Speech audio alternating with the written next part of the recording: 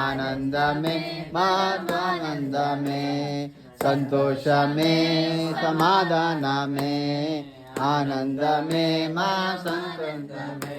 అలా గొల్లాలు వచ్చి బ్యాతిని చర్చి వాళ్ళు వచ్చి బ్యాతిని యూత్లో వాళ్ళు వచ్చి పరవశించిరి.